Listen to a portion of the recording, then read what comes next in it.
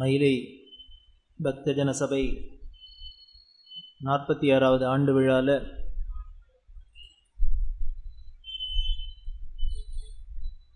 7 நாளைக்கு காஞ்சி மகாபெரியவர் அஷ்டோத்திரத்தில் சில நாமாக்கள், அதோட அர்த்தம் என்ன, அதுக்கு பின்னால் இருக்கிற நிகழ்ச்சிகள் என்ன அப்படிங்கிறத பார்க்க போகிறோம். இந்த அஷ்டோத்திரங்கிறது எல்லாருக்கும் தெரிஞ்ச விஷயம். எந்த சாமியாக இருந்தாலும் அந்த சாமியை அர்ச்சனை பண்ணுறதே, பிள்ளையார்னா பிள்ளையார் மேலே அஷ்டோத்திரம், முருகன்னா முருகனுக்கு அஷ்டோத்திரம், சிவனுக்கு அம்பாளுக்கு, இப்படி எல்லா சாமிக்கும் இருக்குது. அந்த சாமிக்கெல்லாம் ஒரு அஷ்டோத்திரம் மட்டும் இல்லை, திரிசதின்னு 300 இருக்குது, சஹஸ்ரநாமம்னு 1000 இருக்குது. இந்த அர்ச்சனை, இந்த நாமாவை சொல்லி நாம் வழிபடுறோம். நாமாவளி அப்படின்னா, ஆவளி அப்படின்னாலே வரிசை. நாமாவளி அப்படின்னா கடவுளோட நாமத்தோட வரிசை. தீபாவளி அப்படிங்கிறோம். தீபாவளி அப்படின்னா அன்றைக்கி விளக்க வரிசையாக அடுக்கி வைக்கிறோம். இந்த நாமாவளியில் அந்தந்த சாமிக்கு நாமாவளி சொல்கிறதே நாம் தினம் அர்ச்சனை பண்ணோம், பூஜை பண்ணோம். சுமுகாயன் மகா, ஏகதந்தாயன் மகா, கபிலாயன் மகா, ஜெகன்னகாயன் மகா, லம்போதரன் விகடாயன் மகா. எவ்வளவு ஃபாஸ்ட்டாக முடியுமோ அவ்வளோ ஃபாஸ்ட்டாக. ஏன் அப்படின்னு, பூஜை பண்ணணும் அப்படிங்கிறத விட இந்த பூஜையை விடுறதுக்கு மனசு வரல, பயமாக இருக்குது. ஆனால் சாப்பாட்டுக்கு லேட்டாக ஆகுதே. அது என்ன அப்படின்னு தெரிஞ்சுக்கணும்னா அதோட முதல்ல பொருள் தெரியணும். எந்த ஒரு விஷயத்தையும் நாம் ஒன்று பண்ணுறதே அதோட பொருள் தெரிஞ்சு அதை செய்யறதே நமக்கு அதில் ஸ்ரத்தை, ஈடுபாடு தானே வரும். நமது மதத்தில் ஒரு பெரிய குறை என்ன அப்படின்னா, ஏதோ தெரியாத பாஷையில் இருக்கிறதுனால, பொருள் தெரியாதனாலேயே, அதோட அர்த்தம் தெரியாதனாலேயே நமக்கு அதில் ஒரு ஸ்ரத்தை இல்லை, அதை விட்டுடுறோம். பொருள் தெரிஞ்சு அதோட முக்கியத்துவம் தெரிஞ்சுன்னா யாரும் நம்ம அதை மிஸ் பண்ணவே மாட்டோம். அப்போ சுவாமிக்கு அர்ச்சனை பண்ணுறோம் அப்படின்னா முதல்ல என்ன சொல்லி நாம் அர்ச்சனை பண்ணிக்கிறோம், அர்ச்சிக்கிறோம் அப்படிங்கிறத ஒரு அர்த்தம் ஓரளவுக்கான தெரிஞ்சுக்கணும். சுமுகாய நமஹா அப்படின்னு பிள்ளையாருக்கு சொன்னோம் அப்படின்னா என்ன, முகம்னா மூஞ்சி. அந்த முகம் எப்படி இருக்குன்னு, சுமுகமாக இருக்குது அப்படின்னால் சிரிச்ச முகமாக, ஸ்மைலிங் ஃபேஸ். ஒருத்தர் ஆரம்பிக்கிறதையே, ப்ரைஸ் பண்ண ஆரம்பிக்கிறதையே, அவரை கொண்டாட ஆரம்பிக்கிறதையே முதல்ல என்ன சொல்கிறோம் அப்படின்னர், மூஞ்சியை பாரு அப்படிங்கிறோம். பிடிக்கலனாலும் இதெல்லாம் மூஞ்சியில் தான் ஆரம்பிக்கிறோம். அது மாதிரி பிடிச்சிருக்குனால முதல்ல ஆரம்பிக்கிறதையே, ரொம்ப அழகாக இருக்கே மூஞ்சி அப்படின்னு ஆரம்பித்தோடனே பிள்ளையாருக்கு கொஞ்சம் குஷி வந்துடுது. இவன் நம்மளை பற்றி ஏதோ நல்லது தான் சொல்ல போகிறான் போல இருக்குது அப்படின்னு. ஏகதந்தாய நமஹா அப்படின்னா ஒற்றை கொம்பனே, ஒரு கொம்பு தான் இருக்குது. எல்லா யானைக்கும் 2 கொம்பு இருக்கும், ஆனால் இவருக்கு ஒரு கொம்பு இருக்குது அப்படின்னா, இப்போ இது அவரை ப்ரைஸ் பண்ணுறதா இல்லை மட்டம் தட்டுறதா? எடுத்தோடனே ஆரம்பிக்கிறதே அழகான மூஞ்சியே அப்படின்னு ஆரம்பிச்சுட்டு அடுத்தது உடனே அவர்கிட்ட இருக்கிற ஒரு குறைய சொல்கிறது, ஒத்த கொம்பே அப்படின்னா, இப்போ அவருக்கு சந்தோஷப்படுவரா இல்லை வருத்தப்படணுமா அப்படின்னு. ஏன் அடுத்த நாமா இப்படி சொல்லியிருக்குன்னா வேற ஒன்றும் இல்லை, இவர் மூஞ்சி அழகாக மட்டும் இருந்தால் போகாது. ஒரு ஆளுக்கு அழகு அப்படின்னா என்ன, வெறும் வெளியில் தோற்றத்தில் நமக்கு அழகு இருந்ததுன்னா போகாது, உள்ளத்தில் அழகு இருக்கணும். அதுதான் அகத்திய அழகு முகத்தில் அப்படின்னு. நம்ம உள்ள அழகாக இருந்ததுன்னா வெளியில் பியூட்டி பார்லருக்கே போக வேண்டாம், அது அழகாக தான் இருக்கும். உள்ள நன்னாலேன்னா தான் வெளியில் போய் எதான மேக்கப் பண்ண வேண்டியிருக்கு, மேக்கிங் அப். இவரோட வெளித்தோற்றத்தில் முக அழகை சொன்னோன்னே அடுத்தது இவரோட உள்ளத்தோட அழகை சொல்கிறது. ஏகதந்தன் அப்படின்னா எதுக்காக இவருக்கு ஒத்த கொம்பாச்சு அப்படின்னர், மகாபாரதம் எழுதுறதுக்காக இவருக்கு அந்த ஒரு கொம்பை உடைச்சி மகாபாரதத்தை எழுதினர். யானைக்கு அழகே தந்தந்தான். அதுவும் ஆண் யானைக்கு அழகு, அப்படி நீட்டின்னு இருக்கிற தந்தம் தான் அழகு. அதுக்கு அழகு நமக்கு இருக்கிறதுலே அழகு கொடுக்கறது எதுவோ அதை யாராலும் நம்ம ஏதானும் அதை கெடுத்துப்போமா? அதை இன்னும் பாதுகாக்கிறதுக்கு தான் ஜாக்கிரதையாக வச்சுப்போம். ஆனால் இவர் என்ன பண்ணார், தனக்கு அழகு சின்னமாக இருக்கிற அந்த தந்தம் அதோடு இல்லை, வேல்யூபிள், யானையோட உடம்புலேயே இருக்கிறதுலே ரொம்ப காஸ்ட்லி வேல்யூபிள் தந்தம் தான். அப்படி தங்கிட்ட இருக்கிறதுல தனக்கு அழகு கொடுக்கறதுல முக்கியமாக இருக்கிறது, தங்கிட்ட இருக்கிற பொருள்லேயே ரொம்ப வேல்யூ அதிகமாக இருக்கிறது. அதை இவர் தியாகம் பண்ணுறதுக்கு ரெடியாக இருந்தார். எதுக்காகனர்? உலகத்தில் நன்மைக்காக. இப்படி ஒரு நல்ல புஸ்தகம் வரப்போகிறது, மகாபாரதம்னு வரப்போகிறது அப்படின்னா, இந்த மகாபாரதத்தை படித்து கேட்டு ஜனங்களுக்கெல்லாம் பண்புள்ளவர்களாக ஆகணும், நல்லவர்களாக ஆகணும் அப்படிங்கிற ஒரு நல்ல எண்ணத்துக்காக இவர் தன்னோட அழகு போனாலும் பரவாயில்ல, தங்கிட்ட இருக்கிற வேல்யூபிள் திங்ஸு போனாலும் பரவாயில்ல, உலகத்துக்கு நல்லது பண்ணணும் அப்படின்னு அந்த தியாகத்தை பண்ணினார் இல்லையா? அவரோட தியாகம் பண்ணின சின்னம் தான் அவரோட ஒத்தை கொம்பு. அதனால் அடுத்த நாமாவே இவ்வளவு தியாகம் என்ற தியாகியே, அந்த தியாகத்துக்கு அடையாளமாக இருக்கிற ஒற்றை கொம்பனே அப்படின்னு சுமுகாய நமஹா, ஏகதந்தாய நமஹா, கபிலாய நமஹான்னு வரிசையாக போகிறது. இப்படி இதோட அர்த்தத்தை தெரிஞ்சுடுத்து அப்படின்னா, இப்போ நம்ம சுமுகாய ஏகதந்தான கபிலான்னு மெக்கானிக்கலாக பூஜை பண்ணுவோமோ? மாட்டோம். அது போடுறதையே சுமுகாய நமஹா அப்படியே அந்த முகத்தை பார்த்து அப்படியே மெய் மருந்து ரசிச்சுன்னா அந்த பூவை போடணும். இப்படி ஒவ்வொரு நாமாக்கும் அந்த கடவுளோட அந்த நாமாவுக்கு பின்னால் இருக்கிற வரலாறையும் அதுக்கு காரணத்தையும் அர்த்தத்தையும் தெரிஞ்சுன்னு பண்ணுறதே அதுக்கு பேர் தான் வழிபாடு, அர்ச்சனை. அப்படி பண்ணினோம் அப்படின்னால் நாம் தினம் பண்ண வேண்டாம், லட்சார்ச்சனை பண்ண வேண்டாம், கோடி அர்ச்சனை பண்ண வேண்டாம். வாழ்க்கையில் ஒரு நாள் பண்ணினா கூட போகும். ஆதிசங்கரர் அதுதான் சொல்கிறார் பஜகோவிந்தத்தில், பகவத்கீதா கிஞ்சித் அதீதா கங்கா ஜலலவ கணிகா பீதா சகிருதபியேன முராரி சமர்ச்சா கிரியதே தஸ்ய யமேன சர்ச்சா. சகிருதபியேன, அட்லீஸ்ட் வாழ்க்கையில் ஒரு தரமானும் நீ அந்த கடவுளை முராரியை பூஜை பண்ணியிருந்தீன்னா போகிறோம், உனக்கும் யமனுக்கும் பேச்சுவார்த்தை கிடையாது அப்படின்னு பஜகோவிந்தத்தில் சொல்கிறார். அப்படி லைஃப்பில் ஒரே ஒரு தரம் பூஜை பண்ணினாக்க போருமா அப்படின்னார். பூஜை பண்ணினா போரும். எப்படி? இப்படி அர்த்தத்தை தெரிஞ்சுட்டு நாம் அப்படியே இந்த மனசு உருகி ஒரு தரம் நமஹா அப்படின்னு ஒரு போற்றின்னு பூவை போட்டால் போரும். இப்படியா நம்மளால் போட முடியறது?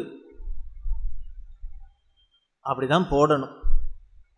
இப்படி ஒவ்வொரு கடவுளோட அஷ்டோத்திரமாக இருக்கட்டும், சஹஸ்ரநாமமாக இருக்கட்டும், அதோட அர்த்தம் நாமளும் சொல்கிறோம். விஷ்ணு விஷ்ணு விஷத்காரோ புதபவியவத் பிரபு அப்படின்னு கிடு கிடு கிடு கிடு கிடுன்னு ராஜதானி எக்ஸ்பிரஸ் சென்ட்ரலில் விட்டு கிளம்பினாப்பில் நாம விஷ்ணு சஹஸ்ரநாமத்தை 20 மினிட்ஸில் முடிச்சிடுவேன் சார்ண்ணா. அதில் ஒரு பெருமை வேற.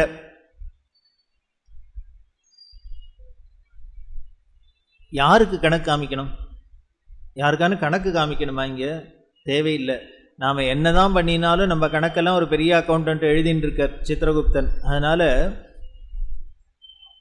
நாம் எந்த கணக்கையும் நாம் ஒன்றும் யாருக்கும் காமிக்க வேண்டாம். அப்போ நம்ம பண்ணுற ஒரு காரியம் அதுதான் ஆத்மார்த்தம் அப்படின்னு பேர். முழு ஈடுபாடோட பண்ணுற காரியத்தை நாம் நமக்காக பண்ணணும். அப்படி பண்ணினா அதுக்கு பேர் வழிபாடு. அப்படி பண்ணினோம்னா வாழ்க்கையில் ஒரு நாள் பண்ணினா கூட போகிறோம், எய்த்தாப்பில் கடவுள் வந்து பேசும்.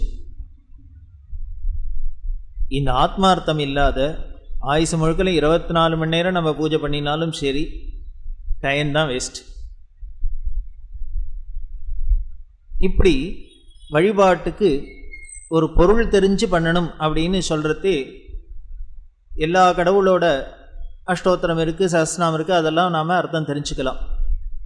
அதே வரிசையில் நடமாடும் தெய்வம் நடமாடும் தெய்வனும் உலகமே கொண்டாடுற காஞ்சி மகா பெரியவருக்கு அஷ்டோத்திரம்.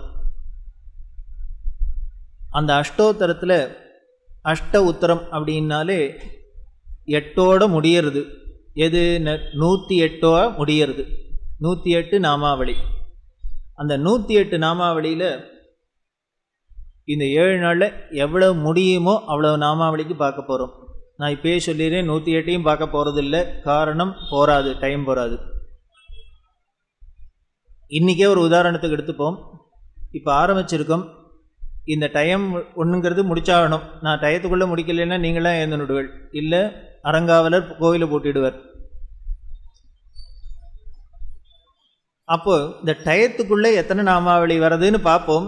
இதை வச்சுன்னு அப்புறம் நாம் கணக்கு போட்டு பார்த்துக்கலாம்.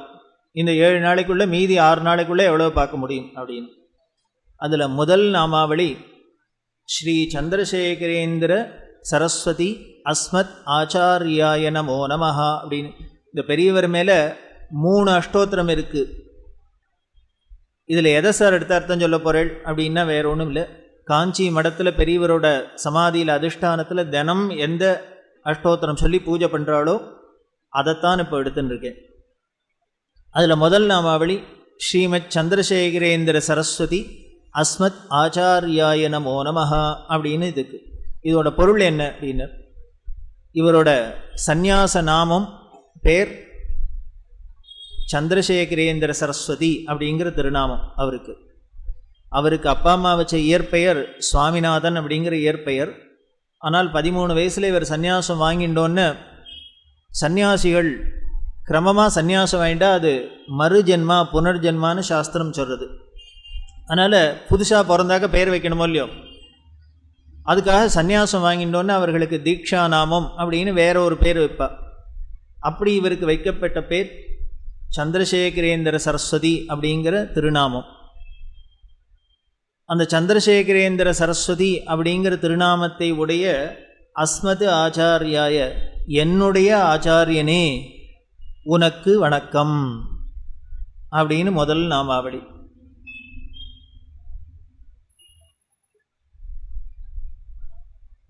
அடுத்தது, இதுக்கு ஒன்றும் ஸ்பெஷலாக நாம் விளக்கம் தேவையில்லை. ரெண்டாவது, யாராக இருந்தாலும் இப்போ ஒருத்தர் கூப்பிட்றதே அவர் பெயரை சொல்லி அவரை இடத்தை சொல்லிட்டு தான் அடுத்தது அவரை பற்றி பேச ஆரம்பிக்க போகிறோம். அப்படி இவரோட முதல் நாமம் இவரோட பெயராகவே இருக்குது. ரெண்டாவது நாமாவளி ஸ்ரீ சந்திரமௌலி பாதாப்ஜ மதுபாய நமோ நமஹா அப்படிங்கிறது. அப்படின்னா ஸ்ரீ சந்திரமௌலீஸ்வரர் அப்படின்னு சொல்லக்கூடிய அந்த பரமசிவனின் பாதாப்ஜ பாதத்தாமரையில் மொய்க்கும் வண்டே உனக்கு நமஸ்காரம். இந்த சந்திரமௌலி யார் அப்படின்னா, காஞ்சி மடத்தில் காஞ்சி ஆச்சாரியர்கள்லாம் தினம் 3 காலமும் பூஜை பண்ணுறா, எல்லோரும் பார்த்துருப்போம். அதில் என்ன சிவலிங்கம் வச்சு அம்பாள் வச்சு பூஜை பண்ணுறார். அந்த சிவலிங்கத்துக்கு பேர் சந்திரமௌலீஸ்வரர் அப்படின்னு பேர். இந்த சந்திரமௌலீஸ்வரர் எப்படி வந்தார் அப்படின்னா, 2500 வருஷத்துக்கு முன்னால் ஆதிசங்கரர் இந்த பாரத தேசத்தில் 3 தரம் பாத யாத்திரையாக வலம் வந்ததாக சங்கர விஜயங்கள் சொல்கிறது. அப்படி யாத்திரை பண்ணுறது கேதாரம் அப்படின்னு சொல்லக்கூடிய கேதார்நாத்துக்கு போயிருக்கிறது. அங்கேருந்து கைலாசத்துக்கு போகிறார். இப்போ எல்லாருமே கைலாஷ் யாத்திரை போகிறோம்.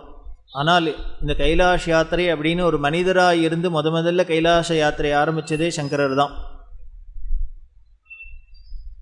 அவர் எப்படி போனார் அப்படின்னா, பெரிய யோகீஸ்வராக இருந்ததுனால, யோக சக்தி இருந்ததுனால அந்த கேதாரத்தில் தன்னோட இந்த மனுஷ சரீரத்தை கிடத்திட்டு ஒரு திவ்ய சரீரத்தை எடுத்துன்னு சூக்ஷ்ம சரீரத்தோடு இவர் கைலாசத்துக்கு போனார். கைலாசத்துக்கு போனால் அங்கே பார்வதி பரமேஸ்வரனை தரிசனம் பண்ணார். சங்கரர் வந்திருக்கார், பெரிய பக்தர். அதனால் அம்மா அப்பாவாக இருக்கிற பார்வதி பரமேஸ்வரனுக்கு ரொம்ப சந்தோஷம். இவர் திரும்பி வர்றார் தரிசனம் பண்ணிட்டு. திரும்பி வரத்தே நம்ம வீட்டுக்கு யாரானோ ஒருத்தர் வந்தாக்க பிடிச்சோ வந்தால் அவர்களுக்கு உபச்சாரம் பண்ணி போகிறதே ஏதானே கிஃப்ட் கொடுத்து அனுப்புகிறோம் இல்லையா, ஒரு வெத்தலை பாக்கு கொடுத்து அனுப்புகிறோம், எத்தையோ கொடுத்து அனுப்புகிறோம்.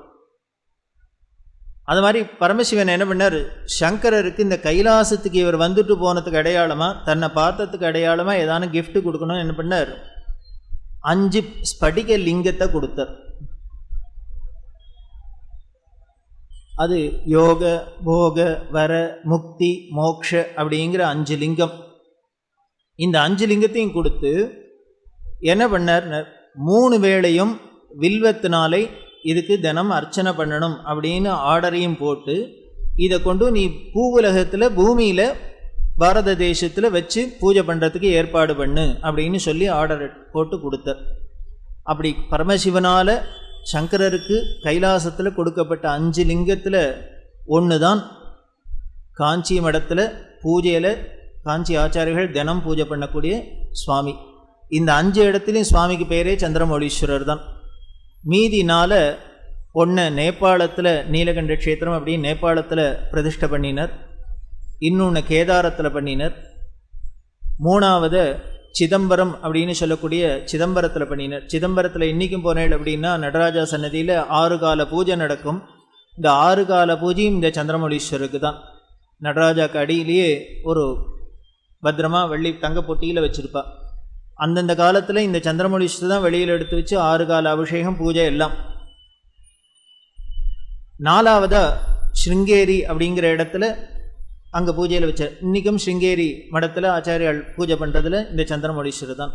இப்படி காஞ்சிபுரம், ஸ்ருங்கேரி, நேபாளம், கேதாரம், சிதம்பரம் அப்படிங்கிற 5 இடத்துல தான் இந்த 5 லிங்கத்தையும் பிரதிஷ்டை பண்ணப்பட்டிருக்கு.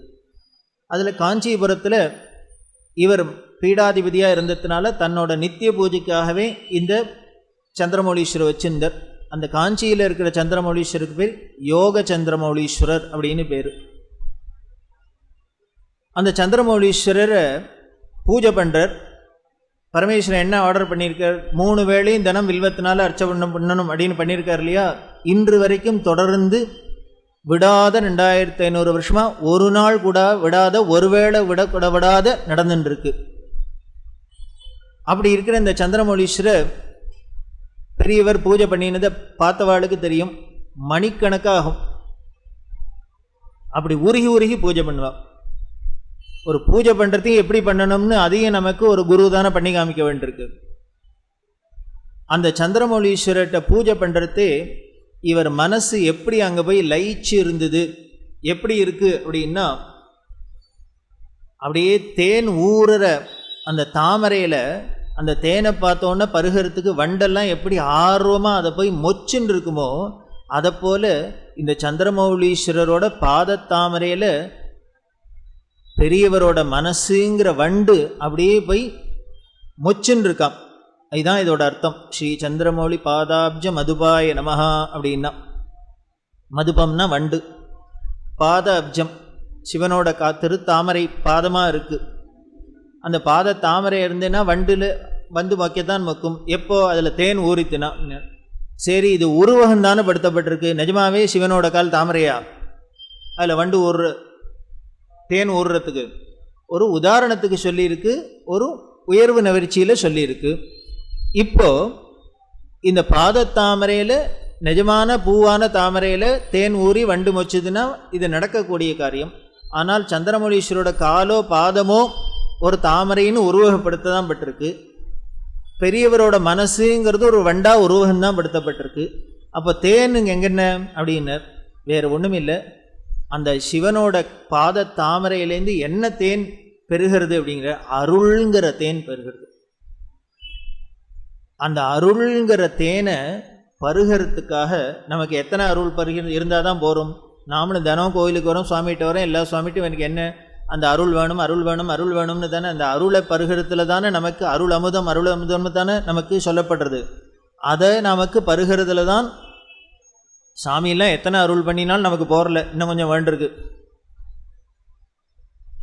அப்படி இந்த அருள்ங்கிற அமுதத்தை பருகிறதுக்கு இந்த மனசாகிய வண்டு போய் மொக்கிறது. இதைத்தான் இங்கே உருவப்படுத்தப்பட்டது. சரி, இது உயர்வு நவிர்ச்சியாக சொல்லப்பட்டிருக்கா? நிஜமாவே பெரியவரோட மனசு எப்பப்பாரு இந்த சந்திரமௌலீஸ்வரர் தான் ஈடுபட்டு இருந்ததா? தேன் மொக்கிற வண்டு மாதிரி தான் மொச்சிருந்ததா அப்படின்னா ஒரு சில நிகழ்ச்சிகள் மூலியமாக பார்க்கலாம். இவர் சந்திரமௌலீஸ்வரர் பூஜை பண்ணுற அழகு எப்படி இருக்கும் அப்படின்னா நாமளே பார்த்துருக்கோம். இன்னொரு பெரிய மேதை அவர் சொல்கிறார், டாக்டர் உவே சுவாமிநாதையர் அப்படிங்கிற பெரிய மேதை, மாமேதை, தமிழ் தாத்தா அப்படின்னு சொல்கிறோம்.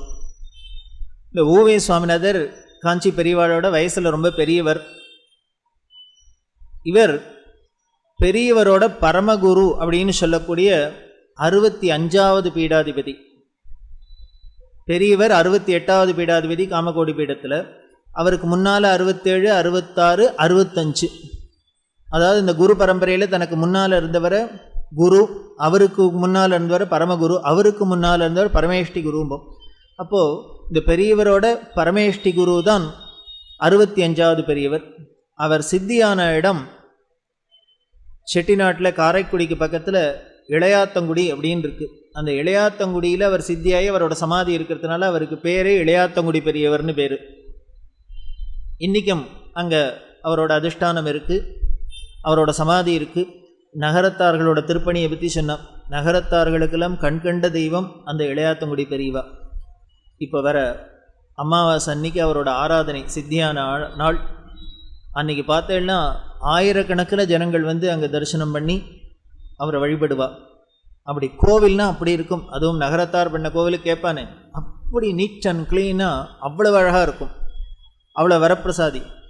அந்த இளையாத்தங்குடி பெரியவா பூஜை பண்ணுறத ஊவே சுவாமிநாதையர் பார்த்துருக்கார். அவரோட 18 வயசில் பார்த்துருக்கார். காஞ்சி காமகோடி பீடத்து மேலே ரொம்ப அளவு கடந்த பக்தி உடையவர். பெரியவர் 65வது பெரியவர் பூஜை பண்ணுறதை பார்த்துருக்கார் சுவாமிநாதையர். அதுக்கப்புறம் 66, 67, 68 அப்படின்னு 4 ஆச்சாரியர்களும் பூஜை பண்ணுறத சுவாமிநாதையர் பார்த்துருக்கார். பெரியவா 13 வயசில் சந்நியாசம் வாங்கிட்டு மடத்துக்கு வந்து சந்திரமௌலீஸ்வரர் பூஜை பண்ணுறா. இதை பார்த்தர் தமிழ் தாத்தா ஊவே சுவாமிநாதையர். அவர் புஸ்தகத்தில் எழுதுகிறார், எனக்கு ஆச்சரியமாக இருக்குது, இந்த பால சந்நியாசி பூஜை பண்ணுறத பார்த்தா இப்படி கூட ஒருத்தரால் ஸ்ரத்தையாக பூஜை பண்ண முடியுமான்னு எனக்கு ஆச்சரியமாக இருக்குது. இவர் பூஜை பண்ணுறதை பார்த்தோன்னே எனக்கு என்ன ஞாபகம் வந்ததுன்னா பழைய ஞாபகம் வந்தது. நான் சின்ன வயசில் இவரோட பரமேஷ்டி குருவான இளையாத்தங்குடி பெரியவா பூஜை பண்ணுறத பார்த்தது ஞாபகம் வருது. அவர் பூஜை பண்ணுற மாதிரியே இருந்தது. நீனு இது ஏன் ஸ்பெஷலாக குறிப்பிட்றாருன்னா, இளையாத்தங்குடி பெரியவா பூஜை பண்ணுறத பெரியவா பார்க்கல. ஏன்னா அந்த காலத்தில் அவர் பிறக்கவே இல்லை. அவர் எப்படி பூஜை பண்ணுவாராம் அப்படின்னா, கூடையில் வில்லம் வச்சுருக்கும். வில்லம் வச்சுருந்தா சிவாய நமஹா, மகேஸ்வராய நமஹா, சம்பவே நமஹா அப்படின்னு போட்டாக்க நாமெல்லாம் என்ன பண்ணுறோம், நாமாவளி போட்டுக்கு ஓடினுங்க. சிவாய நமஹா, மகேஸ்வரா, சம்பவே நம ஓடிகிட்டே இருக்கும். பூ கையை விட்டே போகாது. 108 நாமாவளி சொன்ன பூஜை பண்ணினோம்னா 108 பூ அங்கே காலில் விழுந்திருக்கணுமோ இல்லையோ, எண்ணி பார்த்தாக்க பாதி கூட விழுந்திருக்குமோ தெரியாது. அந்த பாதியை எங்கே விழுந்திருக்கும், சாமி காலத்தை வரை மீது எல்லா இடத்துலையும் விழுந்திருக்கும்.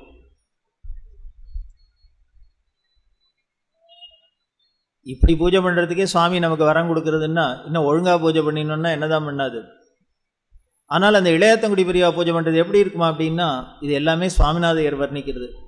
அந்த வில்வத்தை எடுத்து பேர் சிவாய நமஹா அப்படின்னா கண்ணை திறந்து பார்க்க மாட்டார். கண்ணை மூடிண்டு அப்படியே அந்தர் தியானத்தில் அந்த பரமேஸ்வரனோட அந்த உருவத்தை, இந்த நாமாவளிக்கு அர்த்தத்தை மனசில் வாங்கிண்டு அப்படியே உருகி போடுவர். அப்படி நமஹா அப்படிங்கிறதே தான் இந்த கையில் இருக்கிற வில்லும் போய் விழும், கையை விட்டு போகும். நமக்கெல்லாம் சிவாய நமஹாக்குள்ளே போய்டுறது பாதி தூரம். அந்த நமஹா அப்படிங்கிறது அப்படி போய் அது என்ன தான் என்னமோ சிங்க்ரனைஸ் ஆகிறது, எப்படி தான் பண்ணுவார்னு தெரியாது.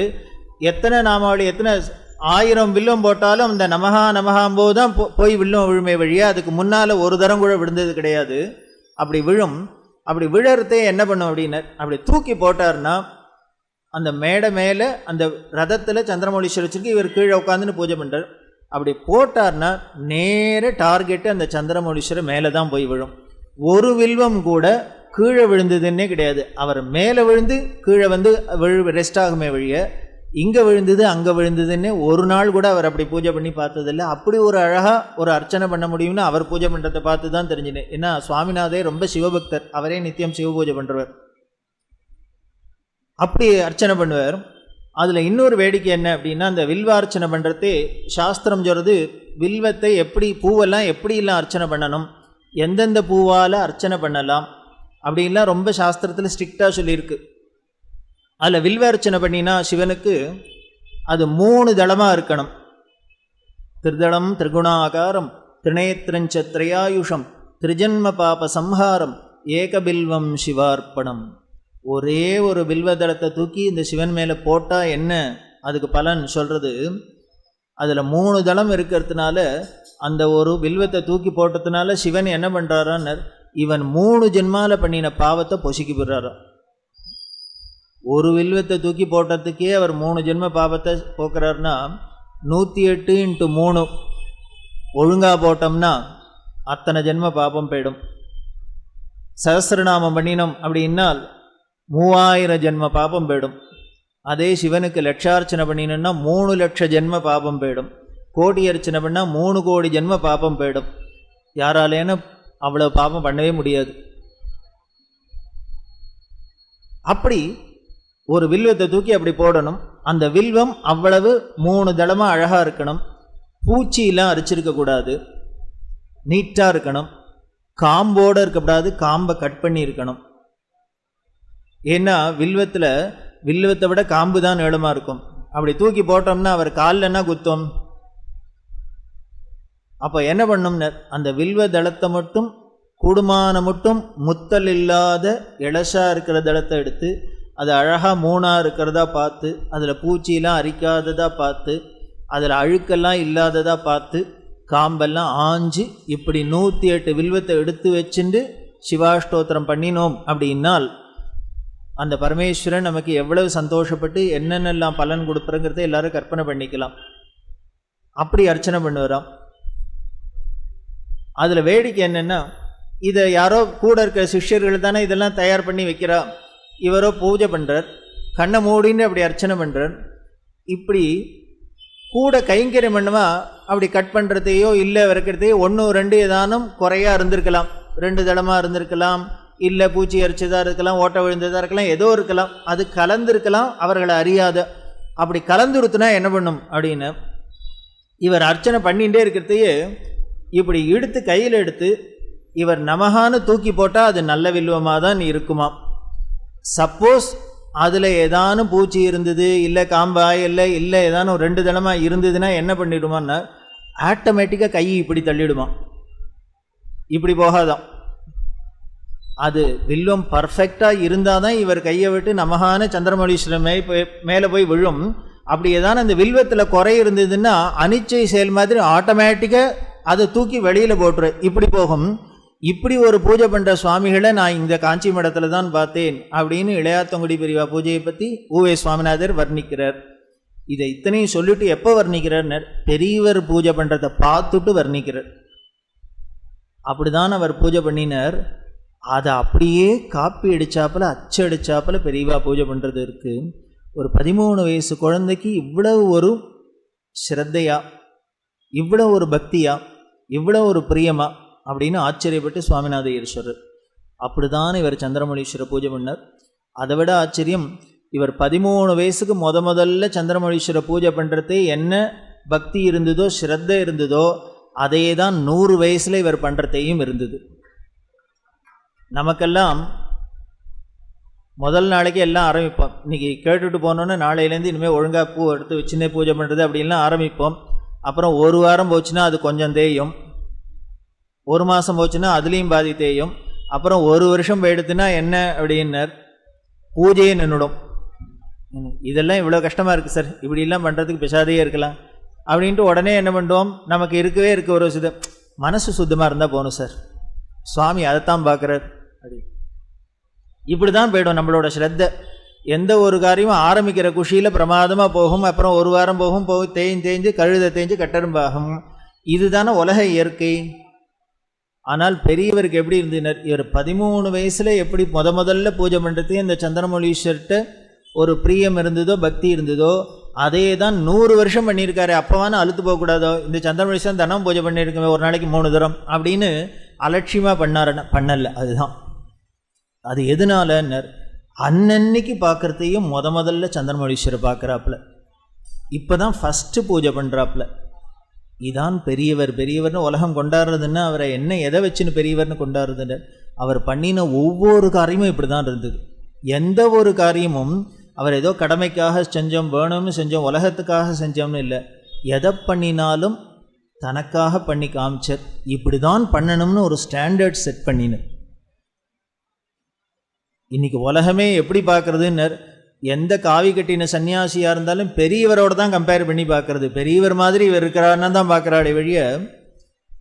அது காரணம் என்னன்னு, அவ்வளவு பர்ஃபெக்டாக அவர் காரியம் பண்ணினதுனால. அப்படி சந்திரமௌலி பாதாப்ஜ மதுபாய நமஹா அப்படின்னு பண்ணுறார். இப்படி பூஜை பண்ணுறார் அப்படின்னா கூட இது பூ போடுறதுல தானே இல்லை, எல்லா விஷயத்துலையும். ஒரு நாளைக்கு வெள்ளிக்கிழமை பூஜை ஆயின்ட்டுருக்கு. நைவேத்தியம் பண்ணுறது காஞ்சி மடத்தில் என்ன ஒரு வழக்கம் அப்படின்னா, அண்டாவாக எல்லாம் பண்ணணும். அது கணக்கெல்லாம் இருக்குது. ஒவ்வொரு வேளைக்கும் எத்தனை சாதம் நைவேத்தியம் பண்ணும் எல்லாம் கணக்கெல்லாம் இன்னி வரைக்கும் வச்சுருக்கு. அப்படி தான் பண்ணிட்டு வருது. வெள்ளிக்கிழமையாக இருக்கிறதுனால சக்கரை பொங்கல் அது ஒரு அண்டா பண்ணியிருக்கு. அகோரமையர் அப்படின்னு பூஜை கட்டில் நைவேத்தியெல்லாம் பண்ணுறவர். அவரே ரொம்ப பக்தி ஸ்ரத்தையாக பண்ணக்கூடியவர் தான். பெரியவர் பூஜைக்கு உட்காந்துட்டு பூஜை ஆரம்பித்து பண்ணின்னு இருக்கு. இவர் வேடிக்கை என்னென்னா, இவர் இத்தனை மணிக்கு தான் பூஜை ஆரம்பிப்பார், காலத்தால் 10 மணிக்கு ஆரம்பிப்பார், 12 மணிக்கு யாரும் சொல்லவே முடியாது. ஒரு நாளைக்கு 10 மணிக்கு ஆரம்பிப்பார், ஒரு நாளைக்கு 1 மணி வரைக்கும் ஆரம்பிக்க மாட்டார், ஒரு நாளைக்கு காலத்தால் 6 மணிக்கே ஆரம்பிப்பார். இவர் பூஜைக்கு ஆரம்பிக்கிறதுக்கு உட்கார்ந்துட்டப்பறந்தான் இவர்கள் நைவேத்தியம் போடணும். சாஸ்திரம் என்ன சொல்கிறதுன்னர், நைவேத்தியம் பண்ணி வச்சு 3 மணி நேரத்துக்குள்ளே அதை நைவேத்தியம் பண்ணணும், நாம் சாப்பிட்ணும். இல்லைன்னால் அதுக்கு பழையதுன்னு சொல்கிறது. 3 hours ஆகிடுத்தினாலே சாஸ்திரம் அதை பழையதுன்னு ரிஜெக்ட் பண்ணிடுத்தோம். நாம் ஆனால் மாதக்கணக்காக ஃப்ரிட்ஜில் வச்சு சாப்பிட்றோம்.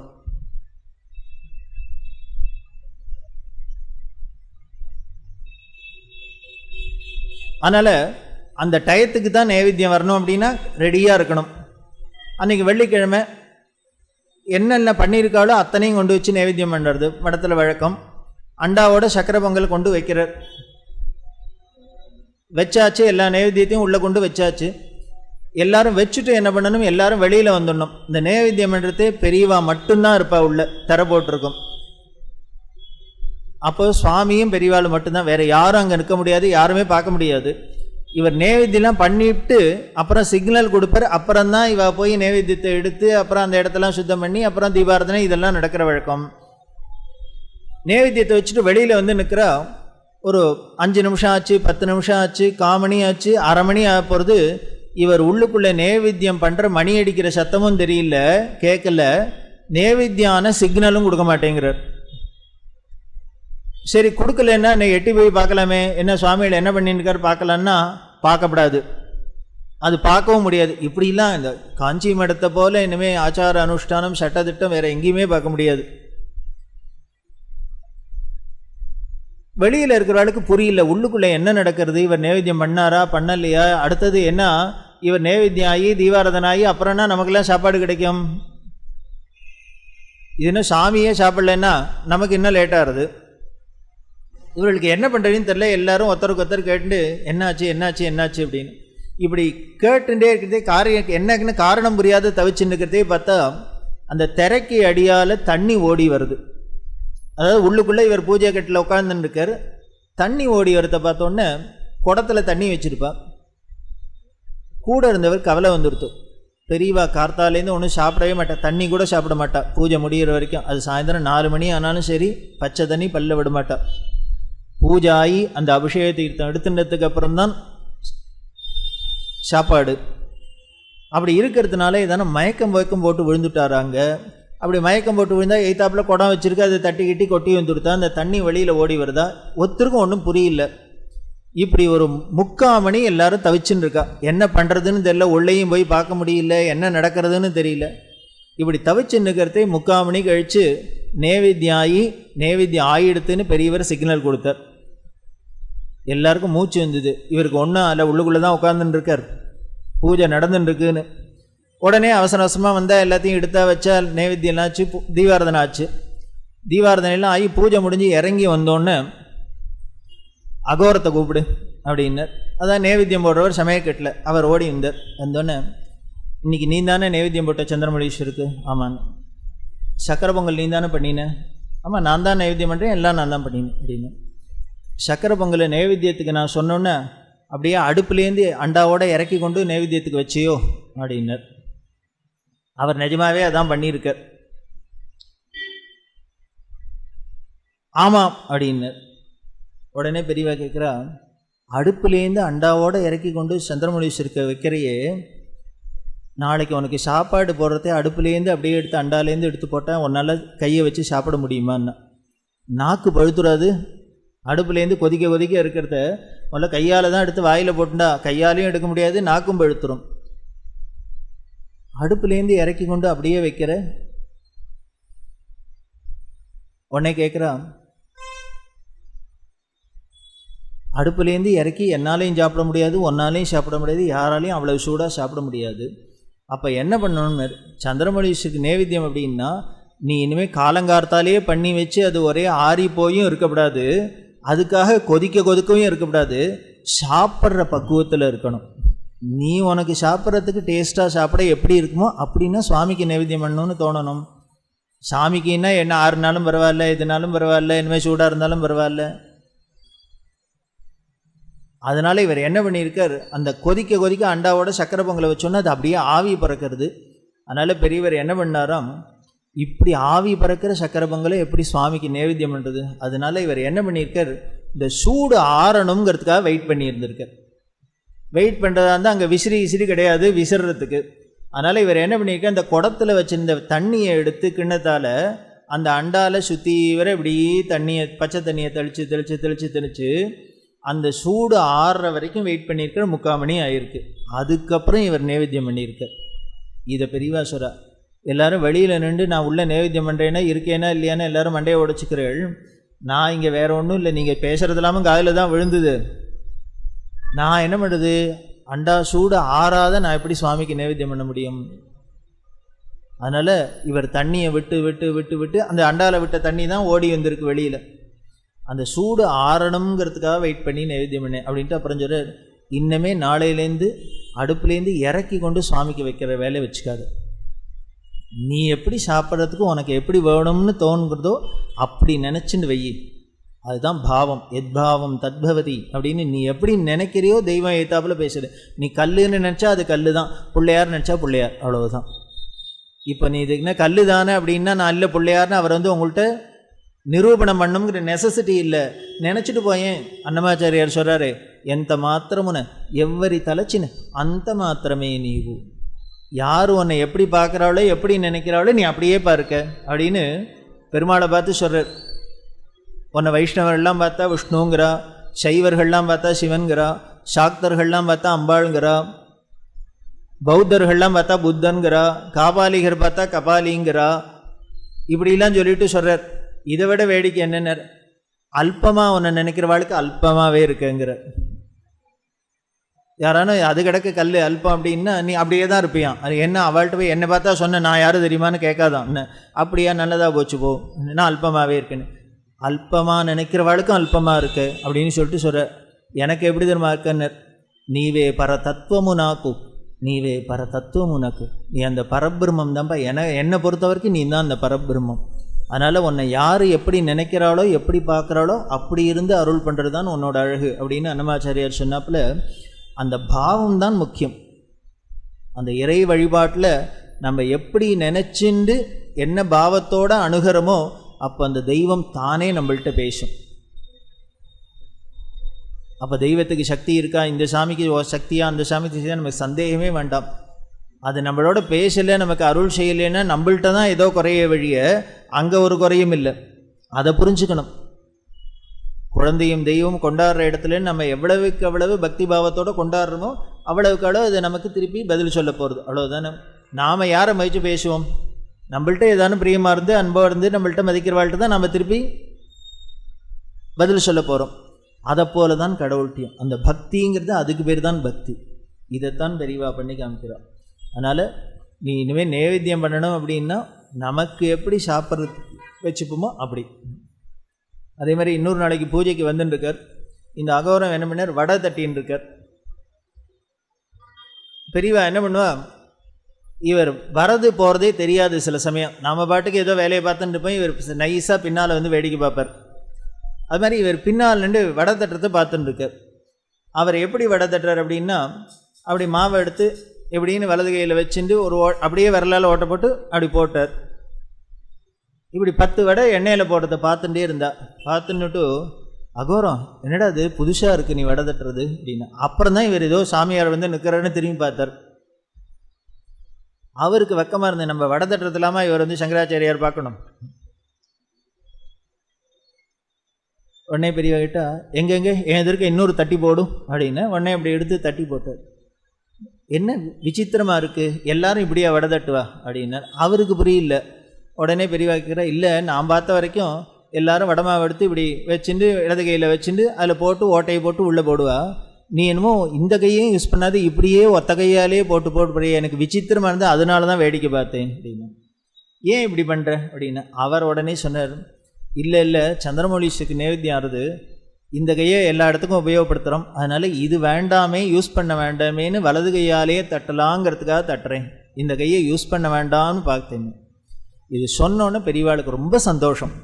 உடனே அவர்கிட்ட சொல்கிறா, எப்படிடா உனக்கு பாவம், ஏன்னா சந்திரமௌலீஸ்வர் வந்து இடது கைப்பட்டது, நான் அந்த வடையை தங்க மாட்டேன்னு நான் சொல்ல போகிறார்.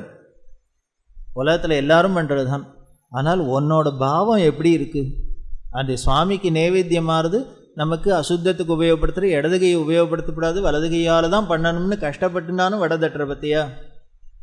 அப்போ சொல்கிறா, இதுக்கு பேர் தான் பக்தின்னு பேர். பக்தி அப்படின்னா நம்ம செய்கிற ஒவ்வொரு காரியத்திலையும் அந்த வழிபாட்டுக்கு ஒவ்வொன்றத்தையும் நாம் இது மாதிரி எண்ணத்தோடு ஏதோ சுவாமி நேர நம்மளோடையே வந்து பேசுகிறாப்புல, நம்ம நைவேத்தியம் பண்ணுறதை தான் சாப்பிட்றாப்புல, இப்படிலாம் நினச்சுண்டோம் அப்படின்னா டெஃபினட்டாக அதுக்கு பலன் உண்டு. இது பெரியவா ரொம்ப சந்தோஷப்பட்டா. இப்படி பண்ணுறிய நீ சந்திரமௌலீஸ்வருக்கு, தனம் இப்படியா பண்ணுற? ஆமாம். உடனே சொல்கிறா, அந்த கையால் எனக்கு ஒரு நாளைக்கு சமைச்சு போடு, பிக்ஷம் பண்ணி போடு.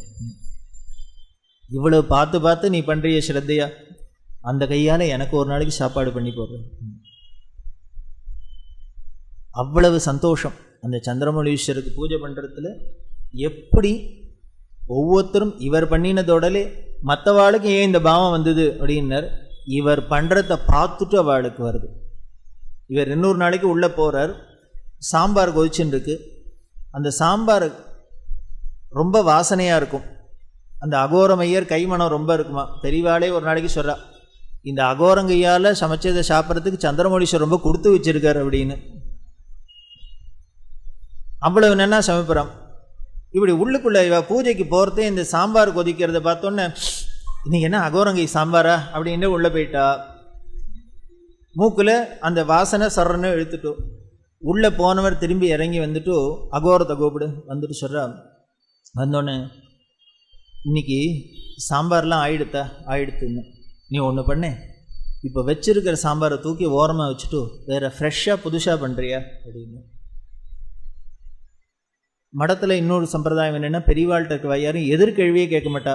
சார் இப்போ தானே சார் நான் குளிச்சுட்டு காலகாலத்தில் நல்லா நீட்டாக பண்ணியிருக்கேன், இப்போ எதுக்கு திருப்பி பண்ணணும்னு கேள்வி கேட்கல. அவர் அகோரம் என்ன சொன்னார், பெரியவா உத்தரவுன்னா அப்படியே பண்ணுறேன்னு. நாமளாக இருந்தால் 7 கேள்வி கேட்போம், ஏன் இப்போ தானே ஃப்ரெஷ்ஷாக பண்ணியிருக்கேன், என்ன உங்களுக்கு இப்போ அதில் என்ன குறை அப்படிம்போம். ஆனால் யாரும் கேட்கல. காரணம் என்னென்னு, பெரியவா ஒன்று சொன்னால் அதுக்கு ஏதோ ரீசன் இருக்கும், நமக்கு தெரியாது. அப்போன்னு மேலேருந்து ஏதானு விழுந்திருக்குமா போயிருக்குமா என்னன்னு தெரியாது. ஸோ பெரியவா உள்ளே போன பெரியவா திரும்பி வந்து பர்டிகுலராக இந்த சாம்பார் வேண்டாம், அது தூக்கி ஓரமாக வச்சுட்டு வேறு புதுசாக பண்ணு அப்படின்னா இதுக்கு ஏதோ ரீசன் இருக்கும். அப்படிங்கிறதுனால பெரியவா உத்தரவு, எனக்கு ஒன்றும் பெரிய சிரமம் இல்லை, பண்ணிடுறேன் அப்படின்னு. உடனே பெரியவா கேட்குற, எதுக்குன்னு கேட்க மாட்டியான்னு. இல்லை, நான் மெனக்கிட்டு இப்படி தான் பண்ணியிருக்கேன், அதை வேண்டான்னுட்டு வேறு புதுசாக பண்ணுன்னா ஏன்னு கேட்க மாட்டியா அப்படின்னு. அவர் சொன்னார், பெரியவா எது சொன்னாலும் ஏன்னு எதிர்கேள்வி கேட்டு எங்களுக்கு பழக்கம் இல்லை, பெரியவா சொன்னால் ஏதோ காரணம் இருக்கும் அப்படின்னு. பெரியவாளாக சொன்னால் தெரிஞ்சுப்போமே வழியே நாங்கள் கேட்டு தெரிஞ்சுக்கணும் நெசசிட்டி இல்லை. உடனே பெரியவா சொல்கிறா, வேறு ஒன்றும் இல்லை, அந்த குழம்பு கொதிச்சிருந்தது, நான் உள்ளே போகிறதே அந்த வாசனை மூக்கில் தொலைச்சிது, அதனால் மூக்கால் இழுத்துடுத்தோம், ஐ அகோரம் சாம்பார் நல்லா இருக்கே அப்படின்னு சொல்கிறா. இப்படி நான் மூக்கால் மோந்து ருச்சி பார்த்ததை சந்திரமௌலீஸ்வருக்கு நைவேத்தியம் இல்லாமல், ஏன்னா வாயால் ருச்சி பார்த்தா தான் நம்ம சாப்பிட்டதுன்னு இல்லை, மூக்கால் மோந்து பார்த்தா கூட நம்மளோட நிர்மால்யம்தான். அதனால் அது நான் சாப்பிட்ட மிச்சமாக எடுத்தோன்னு எனக்கு தோன்றுறது, அதனால் அதை ஒதுக்கி வச்சுட்டு வேறு ஃப்ரெஷ்ஷாக பண்ணுறேன். அவர் அழுதர் அகோரம். எப்படி பெரியவா பார்க்குறான், ஒவ்வொரு விஷயத்திலும் சின்ன சின்ன விஷயம் மாதிரி இருக்குது, எவ்வளவு கேர்ஃபுல்லாக இருக்கா பெரியவா. அப்படி தான் 100 வருஷமும் பூஜை பண்ணியிருக்கு. ஒரு நாளில் 2 நாள் இல்லை, 100 வருஷமும் தினம் அவர் 3 வேளையும் பூஜை பண்ணுறது இப்படி தான் பண்ணியிருக்காருன்னா, இவர்கிட்ட எய்த்தாப்பில் சந்திரமௌலீஸ்வரர் பேசாத வேறு யார்கிட்ட பேசுவார்? அப்படி பூஜை பண்ணினா சந்திரமௌலீஸ்வரர் 100 வருஷம். இது எதனாலன்னு, அந்த சந்திரமௌலீஸ்வரர் உள்ள பக்தி. எப்படி பக்தி பண்ணணும், ஞானசம்பந்தர் சொல்ற, காதலாகி கசிந்து கண்ணீர் மல்கி ஓதுவார்தமை நன்னெறி குய்ப்பது. அந்த ஈஸ்வரன்ட பக்தி எப்படி வரணும்னர், அப்படியே காதலாக ஒழுகணும், அன்பு ஒழுகணும். அந்த அன்பு எப்படி ஒழுகிறது தெரியறதுன்னு கண்ணில் தண்ணியாக கொட்டணும். பரமேஸ்வரா அப்படின்னு நினச்சாக்க, மனசு நினச்சிதுன்னா கண்ணில் உருகி தண்ணி கொட்டணும். காதலாகி கசிந்து கண்ணீர் மல்கி ஓதுவார் தம்மை நன்னறி குய்ப்பது வேதம் 4லும் மெய்ப்பொருளாவது நாதன் நாமம் நமசிவாய். நெக்கு உருகணும். இன்னும் மகான்கள்லாம் சொல்கிறாரே, அருணகிரிநாதர் சொல்கிறார், சரண கமலாலயத்தை அரை நிமிட நேரம் மட்டில் தவமுறை தியானம் வைக்க தெரியாத ஷடன் கஷடன் மூடன் மட்டி பவவினையிலே ஜனித்த தமியன் மிடியால் மயக்கம் உருவேனோ. சொல்கிறவர் யார்? அருணகிரிநாதர். உன்னோட அந்த பாத தாமரைய ஒரு அரை நிமிஷம் எனக்கு மனசில் வச்சுக்க தெரியலையேப்பா, தியானம் பண்ண தெரியலையேப்பா. 30 seconds, ஒரு நிமிஷம் கூட முழுக்க சொல்லல, அரை நிமிடம்ங்கிறார். அதுவே எனக்கு வச்சுக்க தெரியல, தியானம் பண்ண தெரிலன்னா நாமளும் அப்படி உட்காந்துக்கிறோம் தியானம் பண்ணுறோம்னு வந்துருமா? அருணகிரிநாதரே அரை நிமிஷம் தியானம் பண்ண முடியலங்கிற, நாமளும் 1 hour தியானம் பண்ணுறோம்னா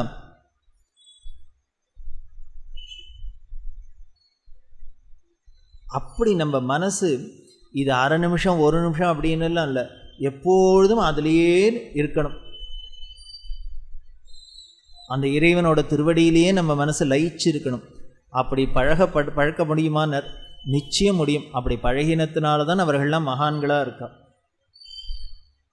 அப்படிதான் பெரியவரும் அந்த சந்திரமௌலீஸ்வரர் அவரோட அந்த பாதத்தாமரையிலே மொக்கிற வண்டு மாதிரி இவர் மனசை ஈடுபடுத்தி பூஜை பண்ணினத்தினால்தான் இவருக்கு ஸ்ரீ சந்திரமௌலி பாதாப்ஜ மதுபாய நமோ நமஹா அப்படிங்கிற நாமம் பொருந்தருது.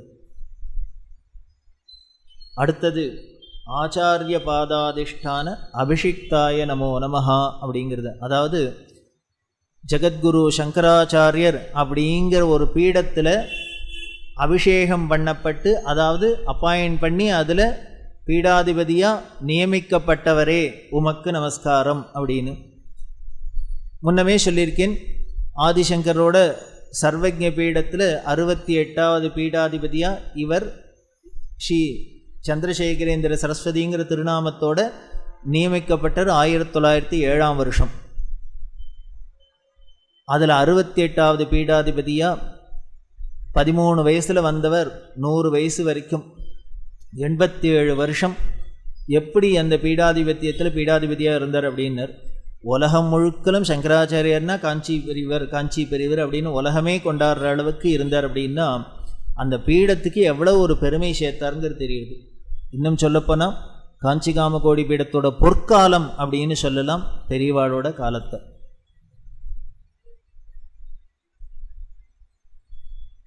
அது எதனால?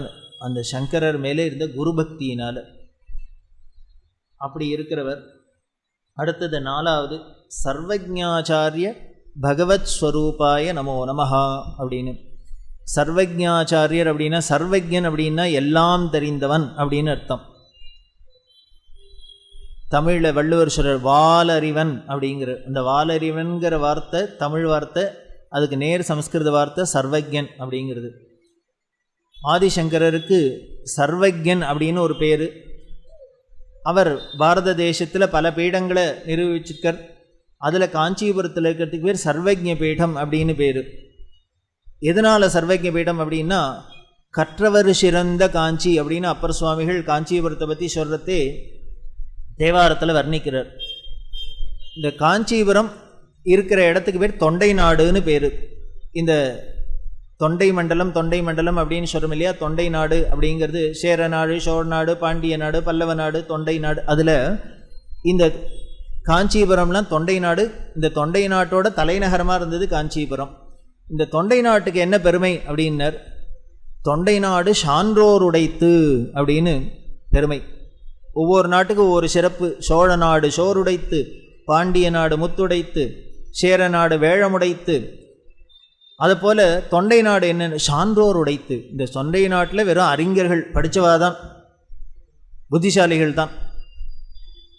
அப்படி இருக்கிற அந்த தொண்டை நாட்டில் ஒருத்தர் எல்லாம் தெரிஞ்சவர், சர்வஜன், மாஸ்டர் ஆஃப் ஆல் சப்ஜெக்ட்ஸ்னு எப்போ சொல்ல முடியும்னர், படித்தவாளுக்கு நடுப்புற தான் அவருக்கு அந்த பட்டம் கொடுக்கலாமே வழிய, ஒரு ஊரில் ஒன்றுமே தெரியாதவனுக்கு ஊரில் இருக்கிற நிரம்பின ஊரில் போய் நான் தான் எல்லாம் தெரிஞ்சவன்னா அது எவன் வேணால் சொல்லிக்கலாம். ஆனால் எல்லா விஷயமும் தெரிஞ்ச அறிஞர்களுக்கு நடுப்புற அந்த அறிஞர்கள்லாம் அப்பா நம்மளை விட இவன் தான் பெரிய அறிஞர் அப்படின்னு சொன்னாதான் பெருமை. அதை போல தான் சங்கரரை பாரத தேசத்தில் பல இடங்களுக்கு யாத்திரை பண்ணி இந்த காஞ்சிபுரத்தில் வரத்தே, காஞ்சிபுரத்தில் உள்ள வித்வான்கள் தொண்டை நாட்டில் இருந்த அந்த சான்றோர்கள்லாம் வந்து டெஸ்ட் பண்ணினா எல்லா துறையிலையும். இப்போ வேதம் படித்து வரலேருந்து வேதத்தில் இவர் கெட்டிக்காரரா அப்படின்னு அதில் டெஸ்ட் பண்ணுவா, வாதம் பண்ணி. இனிமே எந்த ஒரு துறையாக இருந்தாலும் சங்கீதமாக இருக்கட்டும், நாட்டியமாக இருக்கட்டும், சாஸ்திரமாக, எல்லாத்துலேயும் அந்தந்த அறிஞர்கள் வந்து இவருக்கு டெஸ்ட் பண்ணி இவர் சர்வஜன் சர்வஜன் அப்படின்னு சர்டிஃபை பண்ணாதான் கடைசியில் அத்தனை பேரும் ஒத்துக்கணும், படித்தவா அத்தனை பேரும் ஒத்துக்கணும், நிஜமாவே நீ பெரிய இன்டெலிஜென்ட் தான், எல்லாம் தெரிஞ்சவன் தான் சொன்னாதான் சர்வஜ பீடம் ஏறலாம். அப்படி தான் சங்கரர் ஏறுறார். அப்படி ஏறுறதே ஆச்சரியம். இவர் காஞ்சிபுரத்தில் சர்வஜ பீடம், எல்லாம் வேதம் சாஸ்திரம் படித்தவா எல்லாரையும் வாதத்தில் ஜெயிச்சு எல்லாரும் ஒத்துண்டு இவர் ஏற போகிறார். அப்போது ஒரு செருப்பு தைக்கிறவர், ஒரு காபலர், அவர் வந்து என்ன பண்ணார், சங்கரர் நிறுத்தினர். ஐயரே நெல்லு, என்ன உனக்கு வேதம் தெரிஞ்சிருக்கலாம், சாஸ்திரம் தெரிஞ்சிருக்கலாம், இனிமேல் சங்கீதம் தெரிஞ்சிருக்கலாம், எல்லாம் தெரிஞ்சிருக்கலாம். ஆனால் இந்த செருப்பு தைக்கிறதும் ஒரு ஆர்ட்டு, கலை தான். எல்லாராலையும் தைக்க வருமா? இல்லை, எல்லாரும் தைச்சா போட்டுக்க தான் முடியுமா? அதனால் இதுவும் ஒரு கலை. உனக்கு செருப்பு தைக்க தெரியுமான்னு நாமளாக இருந்தால் என்ன பண்ணுவோம்? ஓ, இத்தனை பேரும் படித்தவாள்லாம் எனக்கு எல்லாம் தெரியும்ட்டு நீ அவன் சர்டிஃபிகேட் கொடுக்கறதுக்கு அப்படின்னு அலட்சியப்படுத்துவோம் இல்லையா? ஆனால் சங்கரர் என்ன பண்ணாரான்னர், உடனே வாஸ்தவம் தான்ப்பா, நீ சொல்கிறதும் கரெக்டு தான், இதுவும் ஒரு பெரிய கலை தான், இதுவும் தெரியறதான்னு நீ டெஸ்ட் பண்ணுற, நான் எனக்கு தெரியறதான்னு நான் பண்ணி காமிக்கிறேன், அப்புறம் நீ தெரிஞ்சதுன்னு சொன்னால் நான் அப்புறம் சர்வைக்கு போயிடமேறு. இதுதான் சங்கரரோட பெருமை. ஜெகத்குரு ஜெகத்குருன்னு உலகமே காலில் விழறவர், அத்தனை பேர் அறிஞர்னு ஒத்துக்கிறவர், ஒரு சாதாரண ஒரு செருப்பு தைக்கிறவர் வந்து சேலஞ்சு பண்ணுற, உனக்கு இதுவும் தெரியுமா அப்படின்னா எவ்வளவு எளிமையாக இருந்திருக்கிற சங்கரர், யார் வேணால் அணுகிறாப்பில் எவ்வளவு எளிமையாக இருந்திருக்கிறங்கிறது இதுலேயும் தெரிகிறது. உடனே சங்கரர் அந்த ஆளை என்ன பண்ணார், இந்த தோல் நூல் அந்த ஊசி எல்லாத்தையும் தூக்கி போட்டு எங்கே தைச்சு காமி அப்படின்னு. உடனே சங்கரர் என்ன பண்ணார், அதை வாங்கினாராம். அப்படி குந்திண்டு உட்காந்துட்டார், இந்த செருப்பு தைக்கிற மாதிரியே உட்காந்துட்டார். உட்காந்துட்டு அந்த செருப்புக்குள்ளே நூலை விட்டு கோத்து வாங்கணும். அந்த ஊசியில் நூலை கோத்துட்டு என்ன பண்ணாராம், அப்படி மூக்கில் இப்படி தடவிண்டாரோ இந்த முனையை. இது தான் பண்ணினார். உடனே அந்த ஆளே என்ன பண்ணார், இந்த காபலர் நமஸ்காரம் பண்ணார். நீ இதுக்கு மேலே பண்ணி காமிக்க வேண்டாம், நீ செருப்பு தைக்க தெரிஞ்சவன் தான், நீ ஏறிக்கலாம், சர்வைக்கு போயிடும். எல்லாருக்கும் ஆச்சரியமாக இருந்தது, இவர்னு செருப்பே தைச்சு காமிக்கல, இதை ஆரம்பிக்கிறதையும் இவன் எப்படி சர்டிஃபிகேட் கொடுத்தான்னு.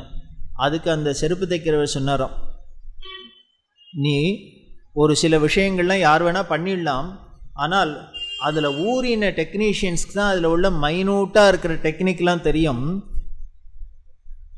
நீ நன்னா செருப்பு தைப்பேங்கிறத எப்படி கண்டுபிடிச்சேன்னு, நீ அந்த ஊசி நூலை கோத்துட்டு இப்படி மூக்கில் தடவிண்ட பாரு, இதுலேயே அந்த டெக்னிக் தெரிஞ்சு கொடுத்தோ. எதுக்காக மூக்கில் தடவிப்பண்ண, இவா தைக்கிறவா என்ன பண்ணுவாளாம் அப்படின்னா, நேச்சுரலி அதை ஊசி நூலை கோத்தோன்னா அவள் கையை ஆட்டோமேட்டிக்காக அந்த மூக்குக்கிட்ட போயிடுவான். ஏன்னா அந்த தோலில் கோத்து வாங்கணும்னா கொஞ்சம் ஸ்டிஃபாக இருக்கும், அது வாங்கிறது கஷ்டமாக இருக்கும், அதில் இப்படி குத்தி எடுக்கிறது சிரமமாக இருக்கும். அது ஈஸியாக இருக்கணும்னா அந்த ஊசியோட முலையில் எண்ணெய் பிசுக்கு இருந்துன்னு வழவழன்னு இருந்துன்னா ஈஸியாக உள்ளே போய்டும், வெளியில் இழுத்துடலாம் நூலை. இப்போ ஊசி முனையில் எண்ணெயை தடவி உள்ளே விடணும் அப்படின்னா இவ செருப்பு தைக்கிற போகிற இடத்துல எண்ணெய் பாட்டிலையே தூக்கின்னு போக முடியும். ஸோ அதனால் நேச்சுரலி அவளுக்கு என்ன பண்ணுவான்னார், இந்த வெயிலில் அலையிறதுனால இந்த இடத்துல எப்பொழுதும் ஒரு எண்ணெய் பிசுக்கு கசிச்சுட்டே இருக்கும், பகவான் அங்கங்கே வச்சுருக்கார். அதனால் இவன் நேச்சுரலி என்ன பண்ணுவோம், செருப்பு தைக்கணும்னா நூலை கோத்தோன்னே அப்படின்னு மூக்கு உள்ளே போயிடுமா. இதை கூட இவர் நோட் பண்ணியிருக்காருப்பா, டெக்னிக் தெரிஞ்சு வச்சுனுக்கு. இப்போது பஸ்ஸில் ஏறி உட்காந்து 29C இனிமேல் பெரம்பூருக்கு டிக்கெட் அப்படின்னா உடனே அப்படின்ட்டு கொடுக்குறார். ஒரு கண்டக்டராக நடிக்கிறவராக இருந்தால் இப்படி டிக்கெட் கொடுத்தா தான் அவர் நல்ல நடிகர். காரணம் என்ன, அவர் பாட்டுக்கு 2-3 டிக்கெட்டாக கொடுத்துட்டா நம்மள்கிட்ட ஒரு 2 ரூபாய் வேண்டாம், அப்புறம் அவர் தான் கட்டணும். அதனால் எக்ஸ்ட்ரா டிக்கெட்டு கொடுத்துடக்கூடாதேங்கிற ஜாக்கிரதையில் அவர் என்ன பண்ணுறார், ஒரு டிக்கெட்டை தான் எடுக்கணும்.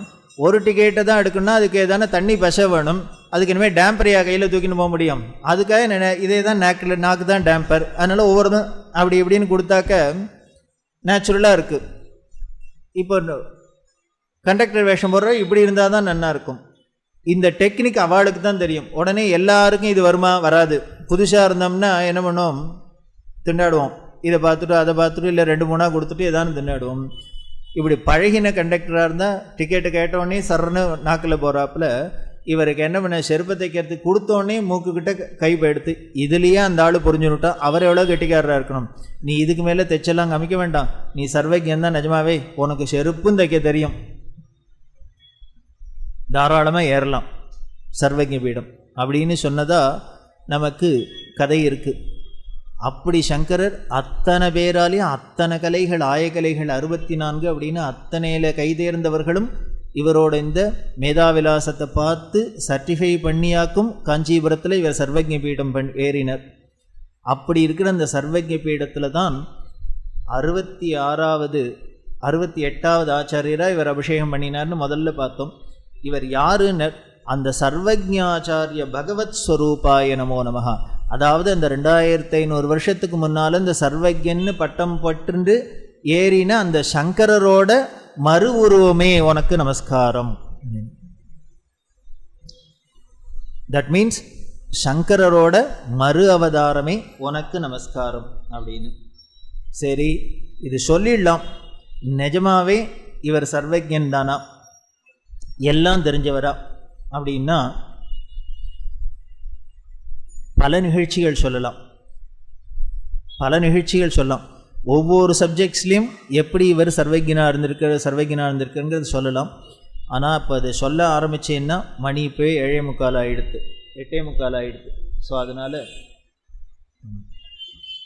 எப்பொழுதுமே மயிலை பக்தஜன சபையோட ஆண்டு விழாவில் அன்னதானம் அப்படிங்கிறது சிறப்பான ஒரு நிகழ்ச்சி. அந்த அன்னதானத்துக்கு அவள் உண்டியல் எடுத்துன்னு வரா. அந்த உண்டியில் உங்களால் முடிஞ்ச காணிக்கையை செலுத்தலாம். தானத்தில் சிறந்தது அன்னதானம்னு சொல்லப்பட்டிருக்கு. அப்படி அந்த அன்னதானத்துக்கு உண்டியில் நீங்கள் காணிக்கையை செலுத்திட்டு இன்றைய நிகழ்ச்சி இந்த சர்வஜ்ஞாச்சாரிய பகவத் ஸ்வரூபாய நமோ நமஹாங்கிற நாமாவோட முடிப்போம். இந்த சர்வஜ்ஞாச்சாரியன் தான் பெரியவர் அப்படிங்கிறதுக்கு உண்டான நிகழ்ச்சிகளை நாளை மாலை 6:45 மீண்டும் பார்க்கலாம். இந்த சர்வஜ்ஞாச்சாரியனுக்கு சில நிகழ்ச்சிகளும் அதை தொடர்ந்து இன்னும் சில நாமாக்களுக்கும் நாளை பார்க்க போகிறோம். இன்றைக்கி மொத்தம் ஸ்ரீ சந்திரசேகரேந்திர சரஸ்வதி அஸ்மதாச்சாரியாய நமோ நமஹ, ஸ்ரீ சந்திரமௌளிபாதாப்ஜ மதுபாய நமோ நமஹ, ஓம் ஆச்சாரிய பாதாதிஷ்டான அபிஷிக்தாய நமோ நமஹ, சர்வஜ்ஞாச்சாரிய பகவத் ஸ்வரூபாய நமோ நமஹாங்கிற 4 நாமாக்களுக்கு சில நிகழ்ச்சிகளை பார்த்துருக்கும். நாளை இன்னும் சில நாமாக்களுக்கு